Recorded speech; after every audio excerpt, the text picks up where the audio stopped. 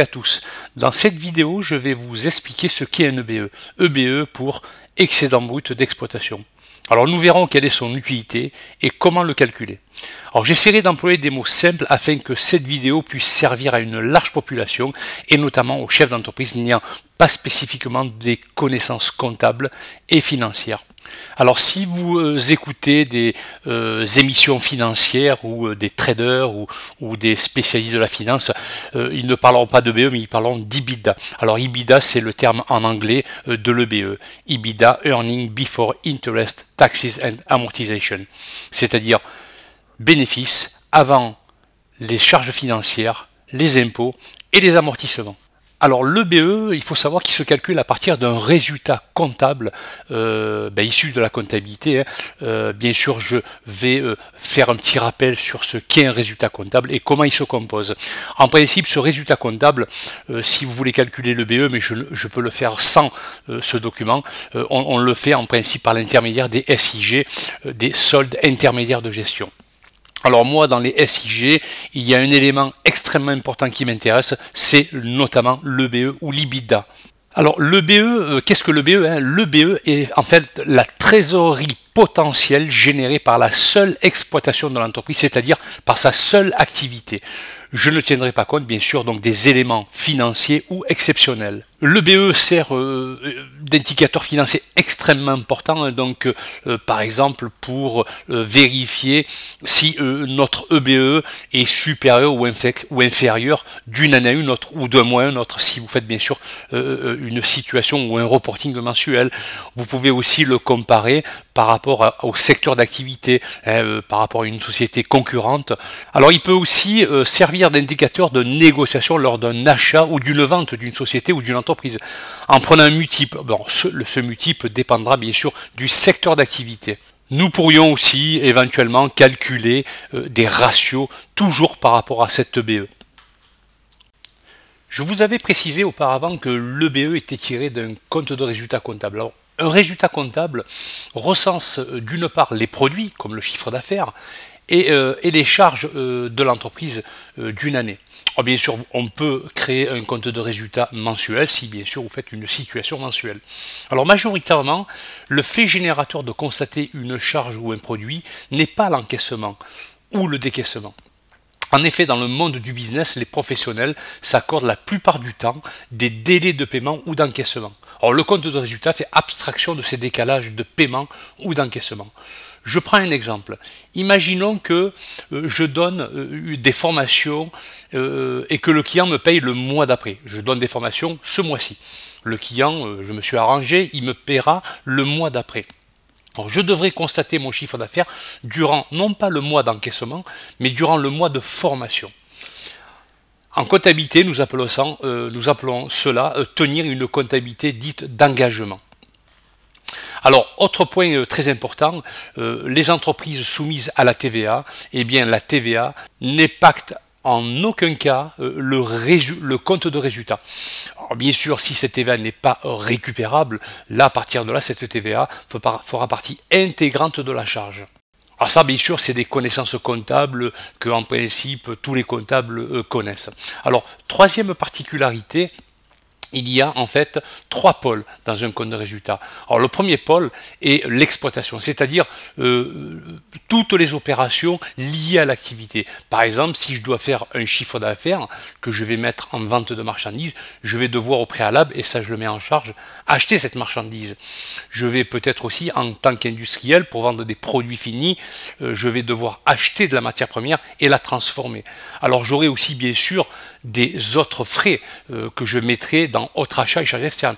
Je vais peut-être avoir besoin de carburant, de louer mes locaux, de payer des assurances et que sais-je encore.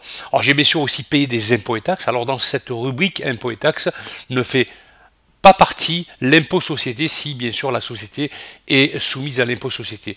L'impôt société sera en dessous du compte de résultat. Alors j'aurai aussi des rémunérations brutes à payer à mes salariés.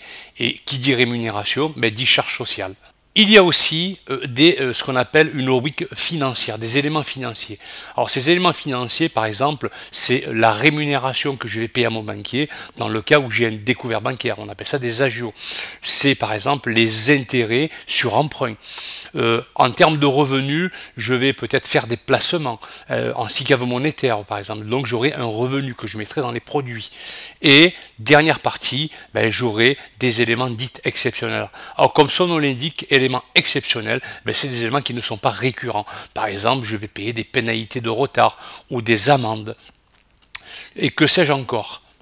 Et tout à la fin, vous avez l'impôt société que vous allez payer, bien sûr, si votre société est soumise à l'impôt société, et des participations des salariés. Hein, ça, c'est en 67, le général de Gaulle a mis ça en place. Hein, la participation des salariés est obligatoire pour les sociétés qui atteignent le seuil de 50 salariés. Alors, par différence, eh bien, je fais la différence entre mes produits et mes charges. Eh si mes produits, bien sûr, sont supérieurs à mes charges, c'est que ma société aura fait un bénéfice. Dans le cas contraire, j'aurais fait une perte. Alors, si je reviens à mon EBE, à mon excédent brut d'exploitation, moi, il n'y a qu'un paramètre qui m'intéresse. C'est en fait l'exploitation. La partie financière et la partie exceptionnelle ne rentrent en aucun cas dans l'EBE. Alors, l'EBE, comment se calcule l'EBE? Je peux le calculer de plusieurs façons, sans passer par les SIG, c'est-à-dire les soldes intermédiaires de gestion. Alors, dans un premier temps, je vais prendre uniquement les produits encaissables. Alors, les produits encaissables, c'est ce que j'ai mis dans le compte de résultat en couleur grise. Donc, cela ne peut concerner que des éléments de produits ayant un impact sur ma trésorerie, que j'ai encaissé ou pas encore encaissé. Et à cela, je vais déduire les charges décaissables. Eh bien, les charges décaissables, c'est toutes les charges qui influent ou qui influeront ma trésorerie, à savoir, dans mon exemple, les achats de marchandises, les variations de stock de marchandises, les achats de matières premières, si bien sûr je suis société industrielle, les autres achats et charges externes, impôts et taxes, salaires et traitements, et charges sociales. Alors, comme l'on peut le voir, je ne tiens pas compte de ce qu'on appelle les éléments calculés. Ces éléments calculés, par exemple en produit, j'ai les repris sur provision. En charge, j'ai les dotations aux amortissements, les dotations aux provisions et les autres charges. Alors, c'est quoi ces éléments calculés?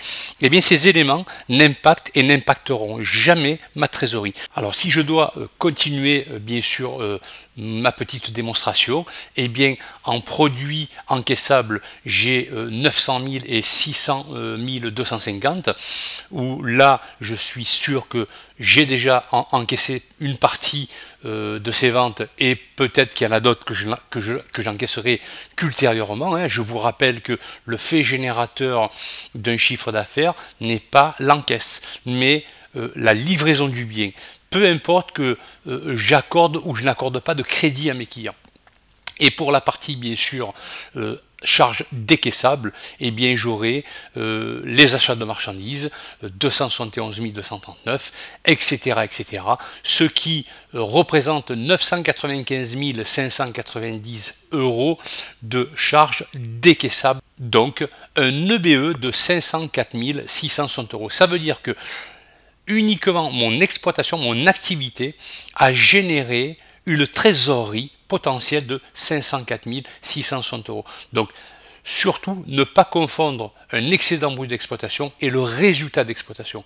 Pourquoi? Parce que le résultat d'exploitation tient compte aussi bien des produits encaissables et décaissables et des charges décaissables, ainsi que des éléments calculés, tels que les repris sur provision qui n'influeront jamais ma trésorerie, ainsi que les dotations aux amortissements et provisions. Je peux bien sûr le calculer d'une autre façon. Si je démarre du résultat d'exploitation, dans mon exemple il est de 483 060, et bien là je constate que dans ce résultat d'exploitation, j'ai aussi bien des éléments encaissables et décaissables, des éléments encaissables des produits et des charges décaissables, ainsi que des éléments calculés. Eh bien, si je prends les produits repris sur provision, c'est un élément calculé qui a grossi mon résultat d'exploitation. Donc si je le défalque, eh bien, je neutraliserai cet élément. Et bien sûr, je vais faire la même chose au niveau des charges. Donc pour neutraliser les éléments calculés au niveau de mes charges, je vais devoir les rajouter. Donc si je fais bien sûr ce calcul, eh bien je vais obligatoirement, nécessairement, trouver la même chose, à savoir 504 660. Même si mon EBE est positif, encore faut-il qu'il soit suffisant pour payer des éventuels intérêts financiers, agios bancaires, intérêts sur emprunt par exemple, l'impôt société, payer les actionnaires par le biais de dividendes, et la cerise sur le gâteau, s'il pouvait me permettre de renouveler mes investissements en immobilisation, ce serait le top.